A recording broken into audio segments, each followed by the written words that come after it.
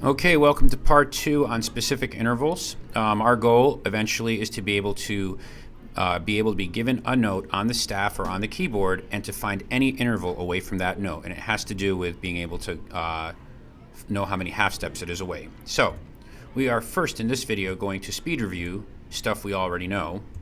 And then we're going to compare the relationships between intervals, scales, and half steps. That becomes the key of the whole thing. So here comes our review. We have all the intervals. We have the types of intervals: augmented, major, perfect, minor, and diminished. We also have the intervals split into two groups. We have the perfect group, which has the first, and the major minor group, which has perfect, has first, fourths, fifths, eighths. Major minor group has second, thirds, seconds, thirds, sixths, and sevenths. Ugh. If you don't know it, watch the old video. Anyway, interval possibilities for each group: diminished, perfect, and augmented for the perfect intervals. Then in the major minor group, we have diminished, minor, and major, and augmented. And then here's how we apply it. Perfect group: diminished first, perfect first, augmented first, and so forth. Major group: diminished second, minor second, major second, augmented second, and so forth. So now, we need to have these formulas here that we need to know to get going. If you remember your major scale formula from before, it was whole, whole, half, whole, whole, whole, half.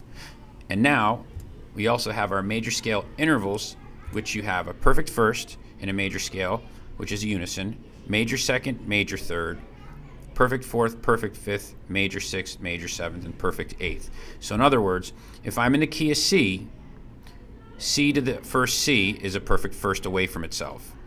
Then from C to D is a major second away. C to E is a major third. C to F is a perfect fourth. C to G is a perfect fifth. C to A, and so forth.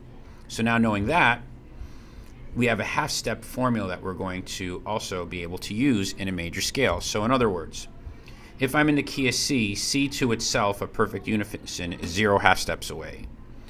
A major second, or C to D, is 2 half steps away. C to E, which is a major third, is 4 half steps away, and so forth as you go through. So now, I put them all on this, this grid so you can compare them. The whole, whole, half, whole, whole, whole, half, compared to perfect first, major second, major third, and so forth.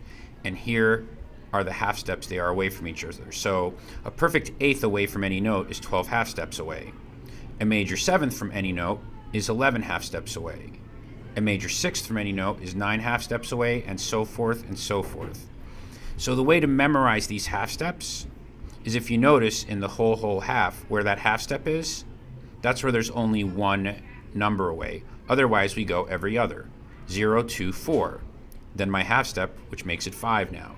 Then we go a bunch of whole steps away again, which makes it 5, 7, 9, 11. Then one final half step, which would make the half steps 12. And that's how they compare. Thanks for watching.